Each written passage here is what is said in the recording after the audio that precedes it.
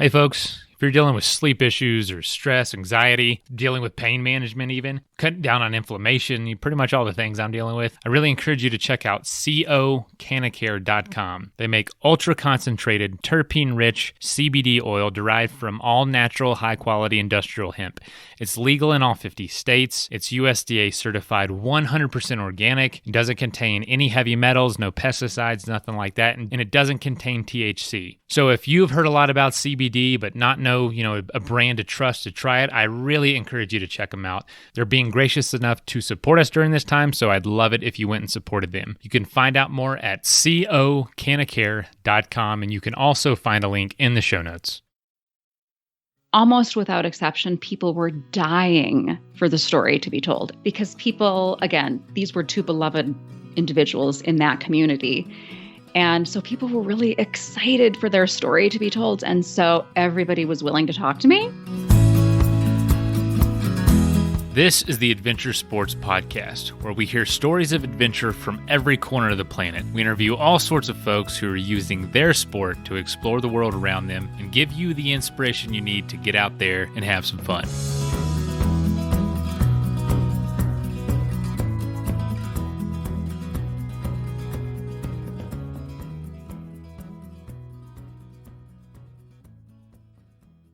Hey folks, happy Monday. Hope you're doing well. Man, it's been a long couple weeks. We ended up moving across the country. Great timing, right? And so the last few weeks of episodes have been pre-uploaded. So this is the first time I'm recording anything from our new home, essentially, and so our new studio. So I don't have an official sound studio set up like I did in my old place. But so I'm just, and it's also a construction zone here, so because we're ripping everything out, just kind of crazy getting used to all this, totally new everything, new climate, new area, new everything. And so, essentially big reason we moved here was to allow more adventure in our life in the long run. We have a son, we're going to probably have more kids, and we wanted to be near folks that could help us so that we could get out there and adventure more. So it's kind of cool. This show definitely inspired me to make this move. And so so all this to say, if the audio doesn't sound great right now, or I sound like I'm a little out of it, I'm a little rusty in front of the mic, and also I don't have an official sound booth set up. So we'll get that going for now. The episode sounds good. And speaking of which, today we're talking kind of a unique story. Johanna Garton, we're not talking about what she has done as much. We're talking more about, actually we are talking about what she's done through the process of writing a book about someone else. So Christine Boskoff is the subject of her book, Edge of the Map, and it really follows this woman who is one of the most accomplished women mountaineers of all time. She still holds the record, I believe, for the most 8,000 meter peaks climbed by a woman. And her and Johanna happened to be from the same town in Wisconsin, little town of Appleton, Wisconsin. And so Johanna was very much intrigued by her story when she heard it and just got into it, realized it hasn't really been told.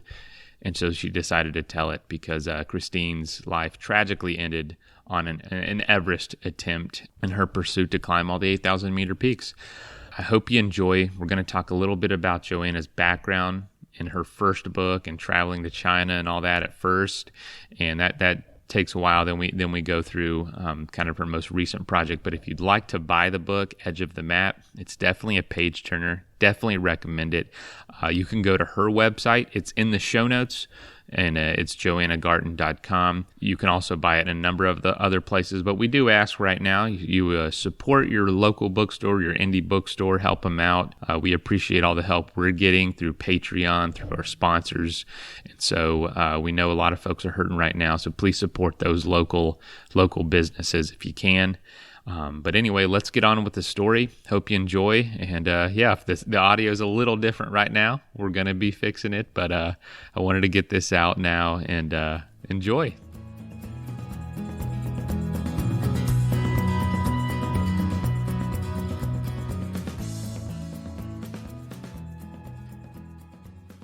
All right, folks, welcome to Adventure Sports Podcast. Again, we have an awesome guest on today. It kind of interesting concept for us. We're not talking about necessarily as much about her accomplishment. It's more about the book she wrote about someone else, but it's a very interesting story. And the book recently came out. It's been a few months, but yeah, Johanna Garton, welcome to the show. Thank you. Thank you for having me. Yeah. And, I know we're coming from not too far from each other, which feels a little silly recording remotely, but Right. That is the state of the world we're in right now. And we were just talking about what it's like to release a book right now and just, the timing. Certain things have done well, like Netflix, series have done well during this time, but a book maybe not. I know podcasts have been all over the place. Could you just reflect on how you're feeling about the book so far, and then we can kind of dial it back from there and go back a little bit? Sure. Yeah, I'm happy to do that. It's interesting. Yeah, we just did talk about this before we came on. And I feel like I've been on sort of two parallel paths because I worked on the book for many years and I was obviously very excited to release it and still am very excited that it's out in the world. And the reception that I'm getting from the people who are getting their hands on the book is truly unbelievable. It really is resonating with people on many levels for many different reasons. People can find all sorts of fun places to get lost in the story. So it's doing well. And every time I hear from a reader, I'm just super excited to hear what they've loved about it. So that part's been great. But the book released on April 1st, which was just when we were all sort of locking ourselves down. And so from that standpoint, it's been hard. My whole book tour was canceled and all the libraries and all the bookstores all over the country have been closed. And my heart is just aching for all those millions of people who are out of work now. So, barely able to afford food for many of them, much less books. So it's been kind of this two different paths that I've been on, elated, but also really kind of heartbreaking too, to be in the middle of this. And we all have our heartbreaks, as you know. Absolutely. And speaking of that, the book itself, and, people have heard in the intro, it's edge of the map and it's a story of Christine Boskoff. And do you think this particular story, what can people benefit from it? You're reading your book during this time. Is there any sort of particular inspiration or particular parallels going on with the world right now? You know what I'm saying? Yes. Yeah, absolutely. And I actually think that books like this are doing quite well relatively in this particular time because books about adventure and faraway travel and escaping and following your passions tend to do really well when we're all in a place where we kind of want to just get away for a little while.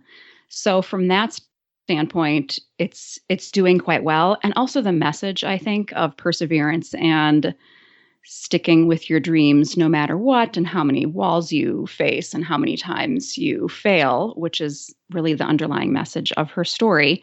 I think that is really resonating with readers as well. I'm hearing that a lot. People saying, I started and I just couldn't stop and I got to the halfway point of the book and I stayed up all night and it was just such a great escape. I'm hearing the word escape a lot, so that's really quite rewarding.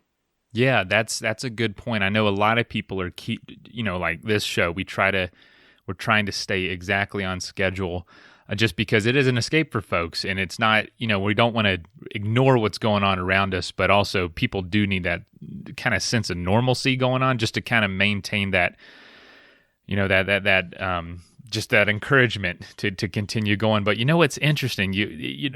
I am predicting a huge increase in adventures and people gravitating towards stories like this right now. And so in the next few years, I think we're just not going to have a problem at all finding guests, because I've noticed so many of our guests in the past have come from I decided to do my adventure. I decided to hike the Appalachian Trail or climb Denali after 9/11 because I was out of a job. I was fired. The economy was tanking, or after the 2008 housing market crash. There's so many people that we have seen that those kind of social and global tragedies have led to that have been the conduit for the change in their life. You know what I mean? And they happened to run across a book during that time that inspired them to do something they never thought or never had the ability to do beforehand. So I'm predicting that's going to happen right now too. Oh, I love that. That makes a lot of sense. I'm smiling big because that I think is the case for so many people. And isn't it interesting that sometimes it does take something like a shift in the way that our world looks to resonate with people and make them take that take the reins in their own life. I think that's fantastic. That I think it's just human nature. How many people do we know that are passionate about a certain cause or, a certain type of cancer or disease? They start a foundation because, some enormous tragedy in their life, a child passed away or a parent, or they went through a car accident. So they're passionate about, preventing drunk driving or something. So there's, you kind of almost have to go through something in order to be passionate about it. Mm-hmm. And that's been the books on my shelf. I mean, so many of those books are written because of a tragedy that kind of ignited the whole thing. And so I'm hoping and predicting that, that's going to happen here. And so that being said, we have definitely been pushing the message of, hey guys, if you've been dreaming about something, now is in a lot of ways your chance. You're being forced into change. You're being forced into thinking about things differently. Use it. And so, that being said, if you can help others in a lesser position, do that, of course. But right now, so many people's perspectives are changing. But I'd love to go back. You grew up in the Midwest, and, was adventure on your mind? Did you come from an adventurous family? What was that like, and how did you end up out west? Oh, gosh.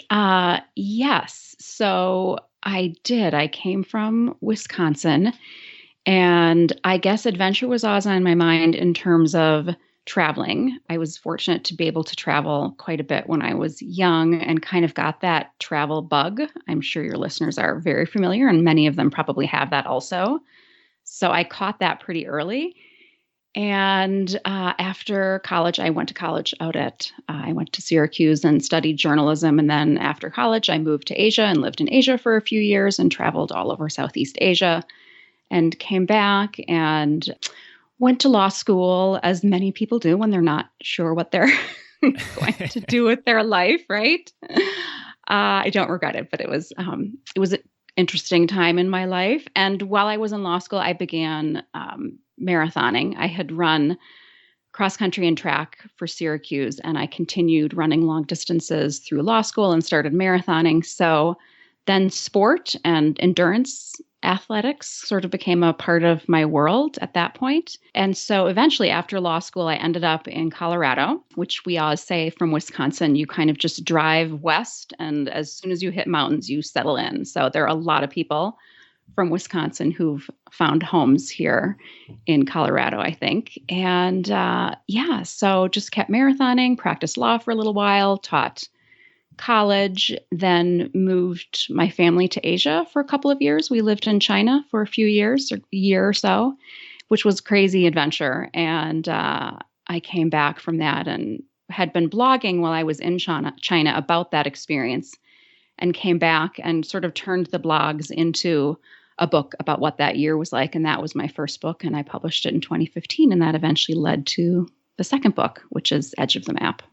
Wow. Awesome. Now, I'd love to ask, because I read that in a few places, that you lived in China for a few years, and I didn't have the chance to check that book out. But could you just briefly say, why did you do that? Because what's interesting is you kind of just take this couple-year chunk out of your life and do something totally different. I think that's a great thing that a lot of people could do without totally changing their life from that point forward. You know what I'm saying? Take a year or two of your life and do something very different. We definitely encourage that here too. Yes. Oh, I do too. So, I had I had the travel bug, and then I lived in Asia for those couple of years right after college. And I lived in Taiwan, so learned how to speak Chinese and spent a lot of time in that part of the world. And when I left, I just thought I definitely have to come back here and live again with my family. So that was something that I always wanted to do and was very intent on doing. So having been over in China, this was sort of early to mid 90s. That was when international adoption was opening up in China. And so I was very interested in creating a family by adoption. So my husband and I got married, and we adopted 2 children from China. And when our daughter was about 4, that was just sort of the moment when we both decided, okay, so we're going to do this. And to be fair, that was sort of my idea. And I had to twist my husband's arm a little bit because it was totally out of his out of his worldview to pick up your family and move to a communist country. But I was just really passionate about traveling and exposing my kids to the world. And I didn't think that, having a partner and quote unquote settling down and having kids meant that I needed to stop exploring the world. So we decided to move there, and we did it. Yeah, my daughter was 4 and I think our son was 9. And so that was a very fascinating experience because we're obviously a bicultural family and they're Chinese and we're just, boring old white Americans. And so we would definitely Midwesterners. Yes. Yeah.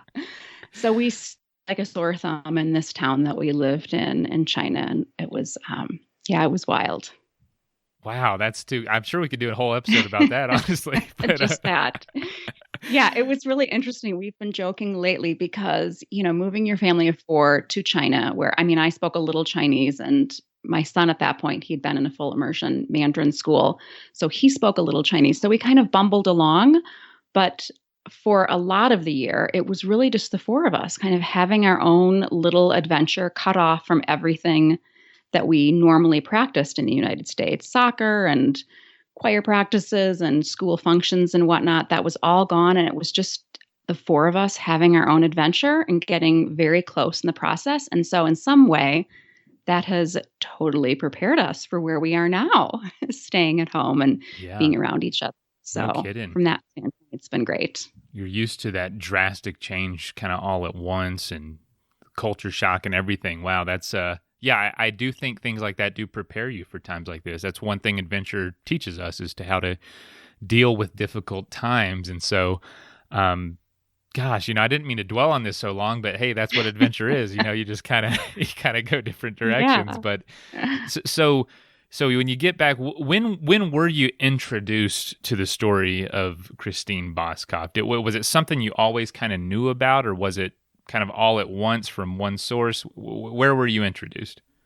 Well, this is a really wonderful part of the story. The backstory is really fascinating. And I don't talk about it in the book until the very end. But when I've been out on interviews talking to people about it, I share it because I think it's a really compelling part of the story. So as I mentioned, I'm from Wisconsin. I'm from a city called Appleton, Wisconsin. And Christine Boskoff was also from Appleton.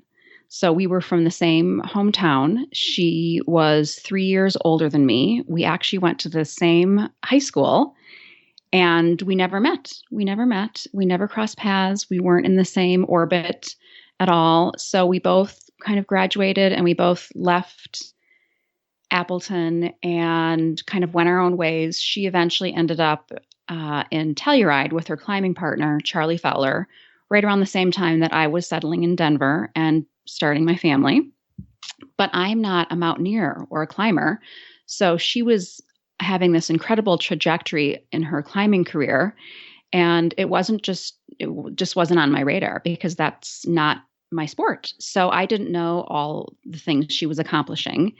And in 2006, she and Charlie went to Western Sichuan province and went missing. And that's kind of the last part of Edge of the Map, which I'm sure we'll get into. But they went missing, and there was a little article in the newspaper in Appleton, Wisconsin, about Chris Boskoff, this incredible mountaineer, and she's gone missing. And she was this girl from Appleton. And my mother, who is a journalist, was reading the paper and read the article and was just taken by the story because she also didn't know anything about Chris. And part of Chris's beauty was that she was incredibly humble. So her accolades weren't really even well known in our hometown. So my mom had never heard of her and kind of started digging into her story and realized what an accomplished mountaineer she was and all that she had done in her life, and reached out to me and asked, have you heard about this woman? Her name is Chris Boskoff and she's gone missing. And I had never heard of her. And so Mom became fascinated by Chris's story and befriended Chris's mom, who was living just a couple of miles away in Appleton. And the two women became very good friends. And this was through the time that the search and rescue effort was trying to find Chris and Charlie. Eventually, both bodies were found and they had died in an avalanche. And by the time Chris's remains were brought back to Appleton, my mom was very certain that this was worth telling. This was a story worth telling, and she wanted to write this book. So my mother began work on the book and worked on it for, I don't know, 8, 10 years, something like that, until about 2016 or so. She had been diagnosed with Parkinson's disease, and at that point was really unable to continue working on the book. And this was right after I had published my first book. And by that point, I also was captivated by Chris's story, and I offered to help my mom finish the book. Wow. So your mother was originally the one inspired by this book. And do you think that was primarily because here's this woman from the same town that I live in who is doing these things that you just never talk about, maybe in Appleton, Wisconsin? You know what I mean? Like, it's just, Yes. how did her life lead to this? Yes, absolutely. I mean, the altitude of Appleton, Wisconsin, as I say in the book, is something teeny tiny. And so to have a woman from our hometown be, one of, if not the most accomplished female American mountaineer of all times is pretty incredible. And the fact that we hadn't heard of her was even more astounding. So as my mom dug into her story and her background and realized that she really was just kind of the girl next door, just like my mother's own, her own daughter, that was just really captivating for her. Why do you think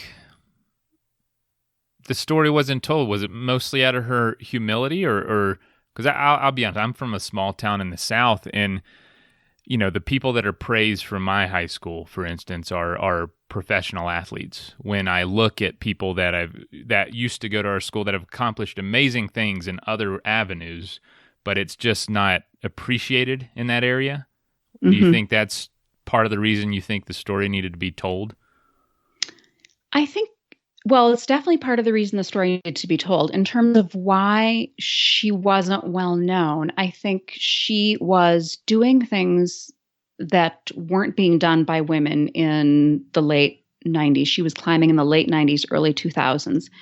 And at that point, mountaineering was in its heyday. At that point, there were all these big expeditions to 8,000 meter peaks that were just exploding. And this was at the same time that a lot of men were attempting to climb all 14 of the world's 8,000 meter peaks. There are 14 of them.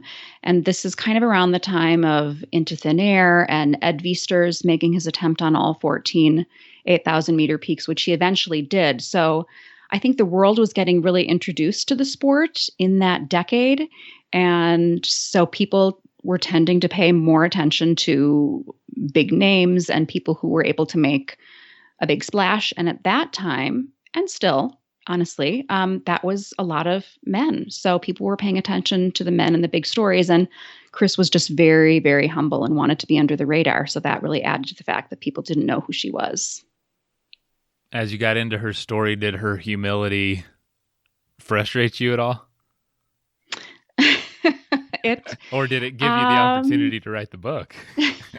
I think it gave me the opportunity to write the book, but it is quite funny because there are these interviews that I'll read at the time where she's very dismissive about the fact that, she's just climbed Everest for the second time and she almost summited K2 and she's, having conversations with people and she's out on a trail. She describes being out on a trail and people asking her what her job is. And she just says, well, I run a travel company, which she did. She was the only woman who was running a major guiding company, which is a big, big deal.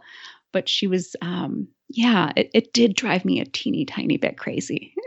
Yeah, I can imagine.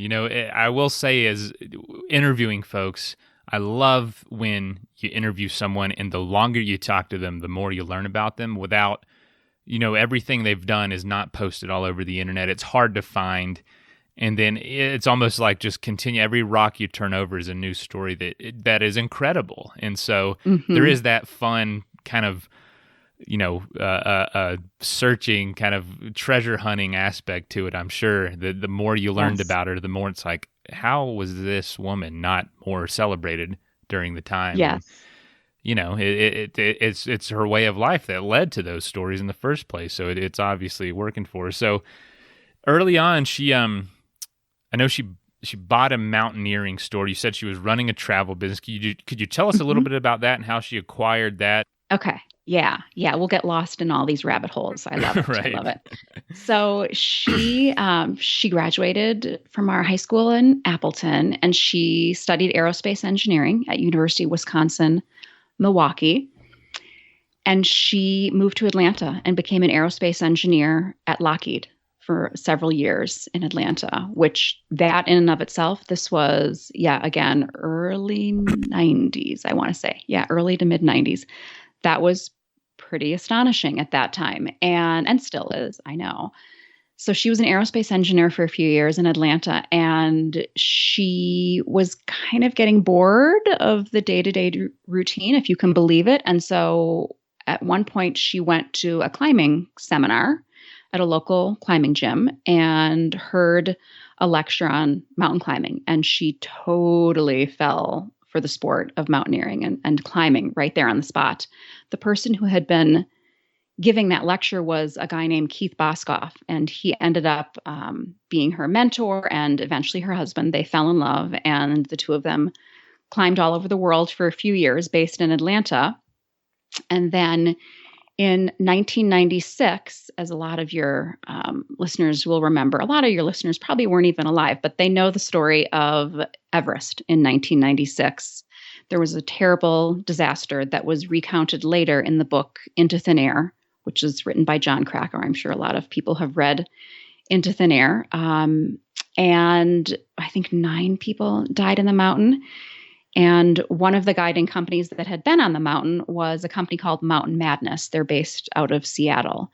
And their leader was a guy named Scott Fisher. Again, a very familiar name. He'd been a very accomplished mountaineer for many years, and he was running Mountain Madness, and kind of again at this time when these big expeditions were booming.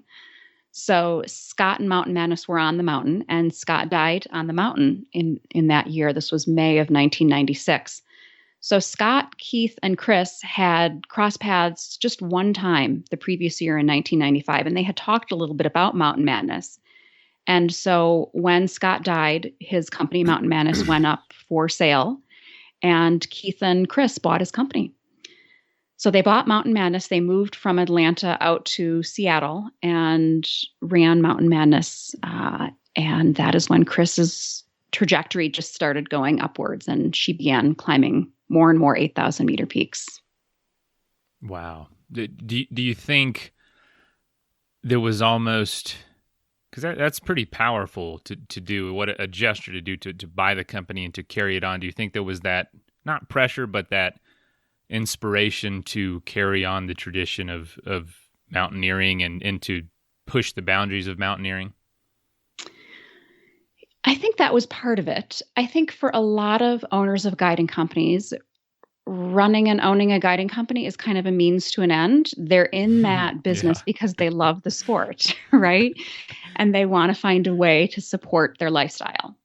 I think that's something that you'd ask any guiding company owner, and they would probably affirm. So that was definitely the case for Scott.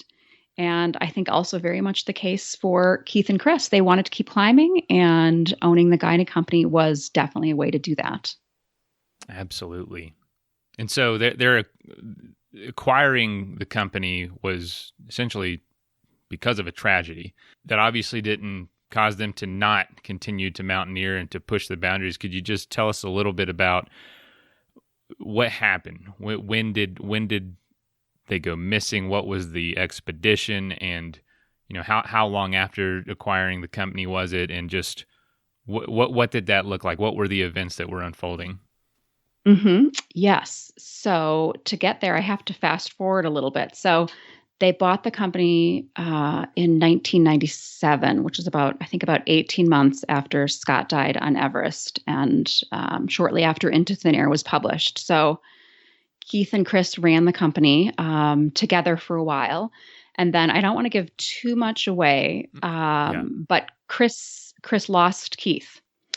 So she lost Keith and had to go on to be the sole owner of Mountain Madness. So she ran the company all by herself for many, many years. In about the year 2000, she began partnering with Charlie Fowler, who was this just unbelievable rock climber based in Norwood, Telluride. And so she and Charlie began climbing together. Eventually they fell in love. And so that was in 2000-ish, 2001, 2002, and they began climbing all over the world and gravitating more towards unclimbed peaks. At this point, Chris had summited 6 of the world's 8,000-meter peaks, which at that point was an accomplishment that had not been achieved by any other American woman. And 20 years later, that's still the case. There's no other American woman who's climbed that many 8,000-meter peaks. Yeah, it's pretty amazing. So she had kind of done that, and she was really on her way to summiting all 14 of them when she met Charlie, and they decided to just go a little more off the grid. That was more fulfilling at that point. They wanted to see places in the world that were really unexplored. And so that eventually led them on many expeditions to very far away places that were very remote. And so that is what sort of precipitated this decision to go to far western China in 2006. And from there, the disappearance and yeah. Were you so your mother kind of heard about the article or saw the article where she had disappeared? I don't believe they had been found at that point. So were you introduced to her story right then when it was in the middle of the search? Yes. Wow. Yes, I was. So this was Christmas 2006.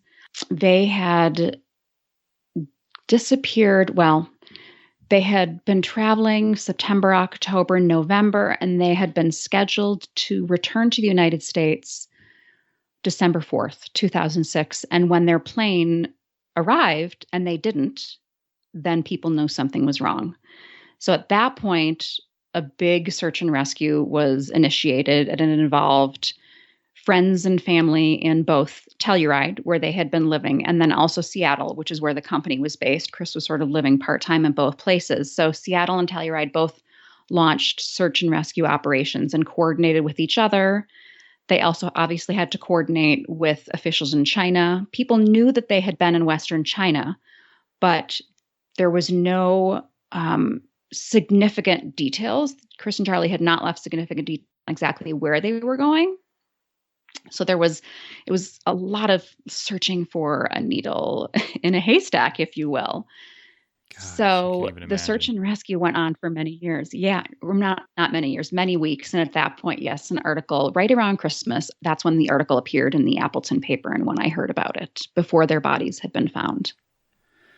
So, this is a story that we really know what's going to happen. We know that their Yes. bodies are eventually found. But you also, I've heard many places say that it's right at this point in the book that people can't put it down. What can folks be, without giving too much away, of course, what can folks be looking forward to about this part of the book and why it's so riveting?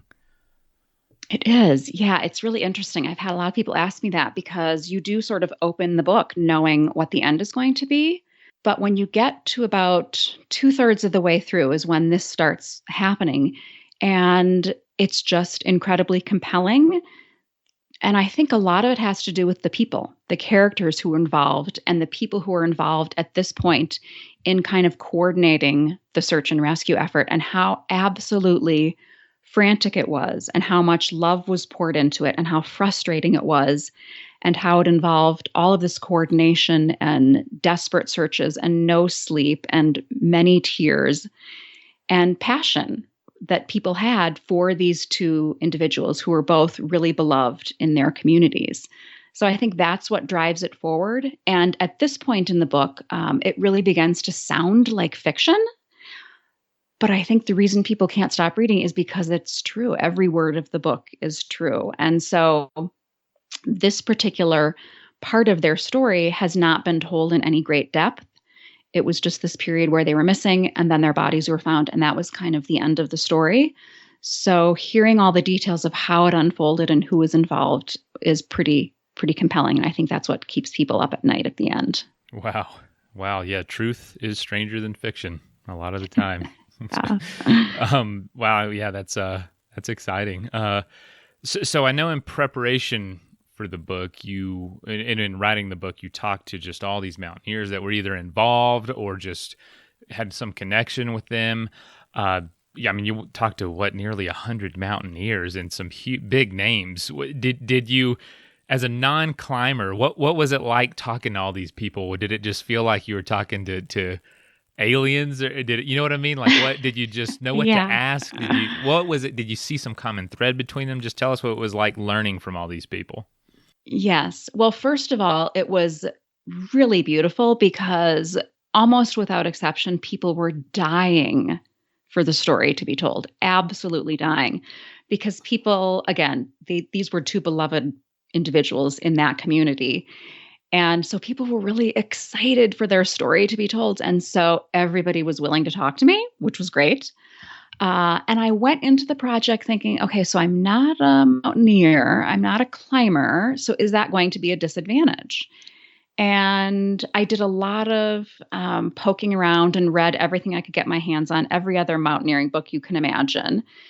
And I have to say, at a certain point, and I've said this before, at a certain point after reading, my 20th mountaineering book, they sort of started to sound the same to me.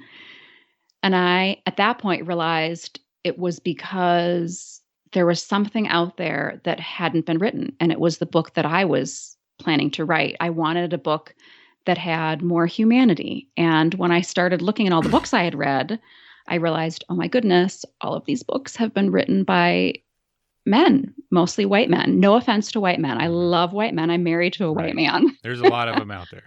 There are a lot of them out there. I love you all. Hooray for white men. But the mountaineering genre needed more humanity. And I absolutely knew that this story could have that. So it ended up being an advantage that I was not a mountaineer because I was able to come to the table and meet with people who were very big names, but I didn't really know exactly who they were. So I wasn't at all intimidated. The ego that sometimes permeates the sport didn't really faze me at all. And again, they were all really gracious. Yeah. So it was a really positive process. That's very interesting you say that. It's sometimes, if you don't know about a sport or a particular person within a sport, you can approach it in a way they're not either expecting or used to, which can draw so many new perspectives and stories. And I mean, you obviously, as a journalist and as an author, I'm sure prepared just way beyond what I would ever prepared for. But so you did have that familiarity, but not the maybe experience. But they were eager to tell the story, like you said. What did you notice about mountaineers that might be different than maybe the rest of us that aren't? Is there some sort of drive that you see maybe with high-end athletes or with folks in business, or was there any sort of parallels or common thread between them all, or did they all seem like their own type of person? Well, I mean, I think what was really inspiring for me was their passion for the mountains. And so, I mean, that wasn't necessarily a surprise, but I think I came to the project with that question that so many non-climbers have. And this is part of the reason I wrote the book too, because I felt like I wanted to write a book for armchair climbers. I didn't really want to write a book just for mountaineers. I wanted to write a book for everybody else, people like me who gobble up all of these mountaineering narratives because they're so interesting and compelling, and we can't wait to read the next one. That's just the nature of the sport, right? So I came to the project thinking I want to inject humanity and interest into this sport and help people understand why people climb. Because I had that question that everybody has who doesn't climb, which is like, well, why would these people put themselves in such incredible danger? Why would they do that? What drives them? So as I talked to more and more mountaineers, it became obvious that they're very much like the rest of us in that they have found their thing. And hopefully we all find our thing in life, whatever that may be.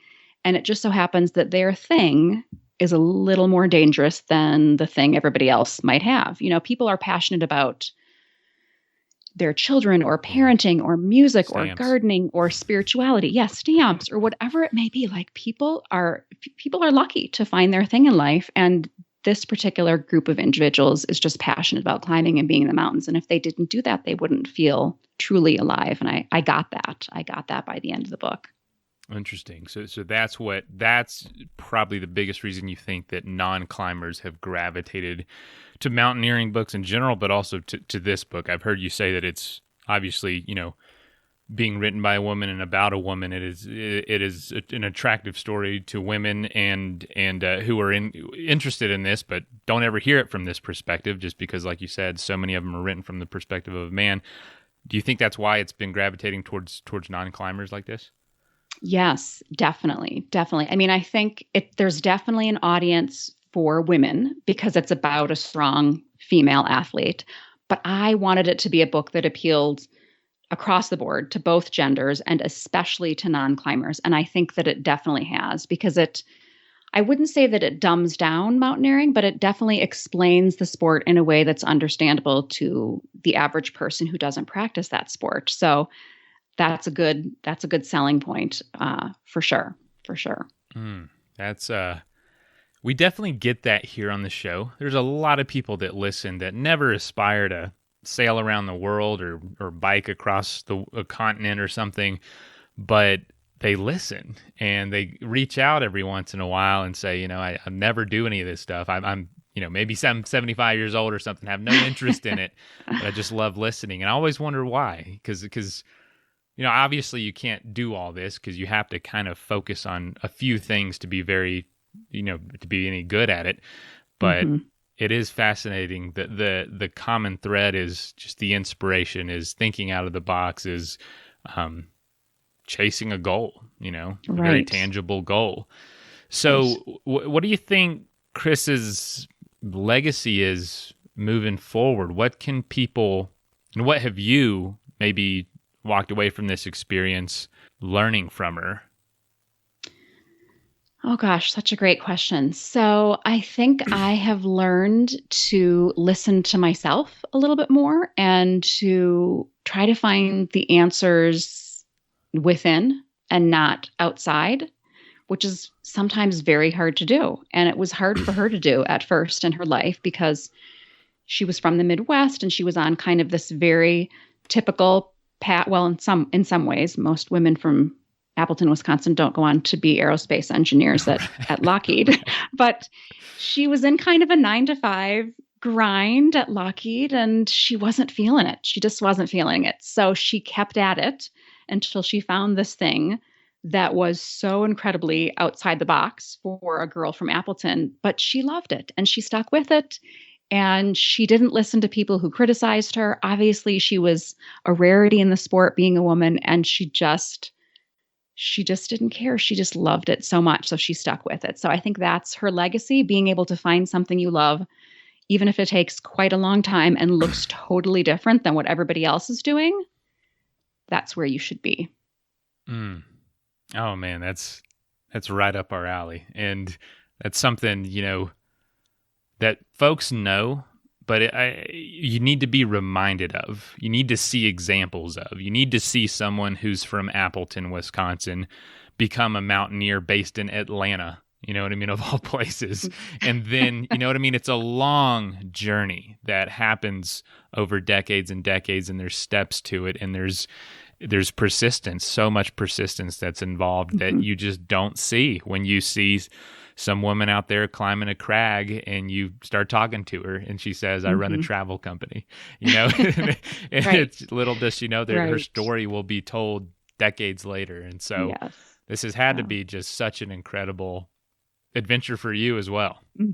It has. It's been really, really fun and rewarding. And the fact that it was started by my mother and that I've been able to help her finish it has been great. That's so amazing. So can you tell, I know you mentioned it here and there a little bit, what has been the reception so far? I know like you said, you released it at not a great time, but I'm sure Chris's story has helped you just to keep perspective and say, things happen for a reason, and we can overcome this and we can keep going. What has been the reception? Yeah, it's funny. I talk to her from time to time and I'll say, oh, Chris, I mean, can you believe this has happened? Can you believe it? Here's this book and we've just released it into the pandemic and I'm so frustrated. What should I do? And I'll try to think about what she would say to me and how she would laugh and say, Johanna, you just got to stick with it. And if you believe in it, it'll work out. It'll work out. So I think it's just going to be a much slower, longer trajectory for the book. I think it's slowly catching fire. And I love that because everybody who gets their hands on the book it's not just that they like it, they love it. They absolutely love it because there's really nothing else out there quite like it. The closest thing that's out there is really Into Thin Air.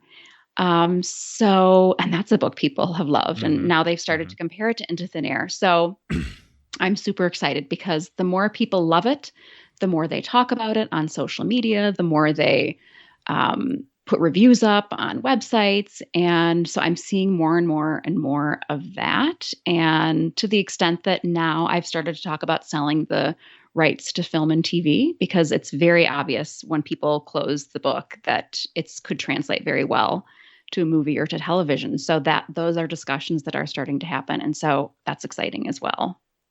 Yeah, that is very exciting. And, you know, I'm sure, like you said, Chris would just say, there's so much that's out of your control. Just keep with it, stick with it. And you never know. You might take a mountaineering class one day and totally change your life. Next thing you know, you're in Seattle. Yes. So right. That's awesome. So where can folks find the book? I know that you're going to have kind of an ever evolving schedule with your book tour right now. Like what is kind of a little bit more nailed down and folks can kind of connect with you over? Yeah. Well, one good thing is that it's very easy to find me right now because I was supposed to be on a book tour all over the country. And I'm now, as I say, I'm in my office, kind of all day long, sort of doing my thing. So it's very easy to find me. So you can find the book on my website, which is johannagarton.com, JohannaGarton.com. And it's also available online at any of the online bookstores. You can imagine the biggie, you can get it there, as well as any of the smaller bookstores online. But I also really encourage people to buy the book from their local bookstore because local bookstores are really, really hurting right now. And so that's another place that you can find the book as well. Fantastic. And yeah, I definitely encourage that as well. Use your indie bookstores, your local bookstores. I will plug all this so that folks can get it straight from you if they want to. And so, wow, what a cool story. Yeah. And this it's a great story. Oh man, this is so exciting. And it's a great story for book clubs too. I should mention that too. I'm talking to tons of book clubs right now and doing all sorts of virtual events. And it's actually really fun because book clubs, I think, very rarely have the chance to interact with authors at the end of their reading. And I'm doing that now. And that's a fabulous way to kind of connect with me and with the story as well. I tell all the secrets behind the writing of the book, which people are loving. Yeah. Oh, that's awesome. Yeah, because that's fantastic. Wow. So there is some unique opportunities right now that didn't exist before. So that's a great thing to be looking forward to. Anything else you'd like to share before we wrapped up? Gosh, if you read the book and you like the book, send me a message. That will make my day. How about that? It is awesome getting feedback. Yes. And find your thing. Everybody just keep looking and find your thing, even if it takes quite a long time. Oh gosh, get out. That's what we always say at the end of every episode. Get out there, have some fun, and keep moving forward down this trail called life.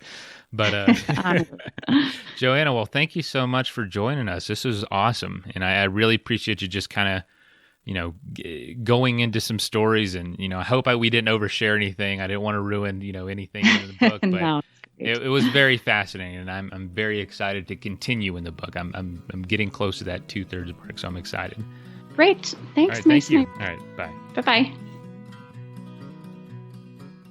First of all, thank you so much for listening. It means the world to us that you choose to listen to this show. If you'd like to help us further, you can leave a review on iTunes, share us with your friends, your family. It goes a long way to grow in the show.